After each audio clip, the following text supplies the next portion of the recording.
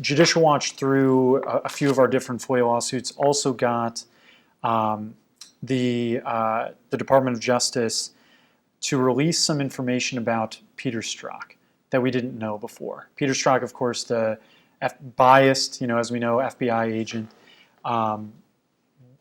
Talk to us a little bit about what we were able to find out, because this information is coming out in little drips and drabs. Talk with us about what we were able to learn about Peter Strzok and his relationship with the Mueller investigation. Well, we know we have several lawsuits about Peter Strzok, and he's the infamous FBI official who hated Donald Trump, loved Hillary Clinton, ran the Hillary Clinton investigation. Surprise, surprise, that worked out well for Hillary, and was running the anti-Trump Russia investigation. We all know how that worked out. It resulted in a special counsel, and as we pointed out earlier, this illicit spying and targeting of the Trump team.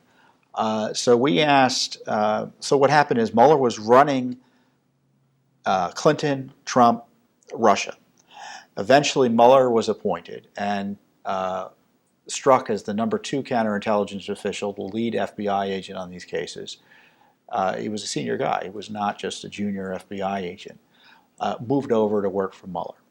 And eventually these text messages where he talked about wanting to stop Donald Trump, wanting to having an insurance policy in case he won, those text messages were uncovered by the IG, the Inspector General of the Justice Department, I guess last year. And so he was removed by Mueller. Mueller didn't tell anyone about that until 4 months later. We found out through Congress, after the Justice Department finally admitted really what was up.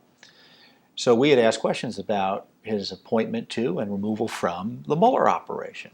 And so in response to that, we got these emails from Mr. Strzok. And Mr. Strzok was very much concerned about his ability to retain his high-level security clearances.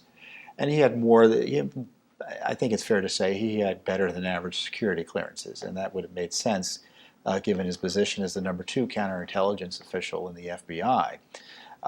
And one of the things he knew was very concerning and problematic potentially his keeping was his ability to declassify information. Because just think about this, he had these special authorities because he was the #2 intelligence official. Well, he no longer was, so it wasn't like he could just take those authorities willy-nilly as he was running an investigation for Mr. Mueller. He needed to have a special dispensation. They needed to create a whole new position for him, a special floating directorship of some type, assistant directorship, I think it's fair to say. And so he asked for it, and he got it. Now, why is it he thought it was so necessary to keep the classification authority? I'm not talking about classification authority, I'm talking about declassification authority. Now, Mr. Strzok has a demonstrated record of misconduct, the affair, the illicit text messages. He was removed from Mueller's team. He was walked out of the FBI after more text messages are coming out showing he hated Trump. So should we give him the benefit of the doubt? I don't think so. But I think it's a fair question to ask one way or another. Did he want the declassification authority so he could share dirt from the Trump-Russia investigation? With outsiders, without running afoul of classification, dissemination prohibitions, and insiders. Everyone thinks leaks are always to the outside. Well, you have leaks internally. In order to get it to the outside or to let your friends know, for instance, he was still having this relationship with Lisa Page. So these are the sorts of questions that need to be asked. What was he doing for Mueller? Why did he need these special authorities? Why were they granted to him? And I think Mueller needs to be asked these questions, Strzok needs to be asked more questions, and so should the FBI and DOJ. And again, it's remarkable. It's Judicial Watch that's uncovering this. It's not Congress, it's not the media.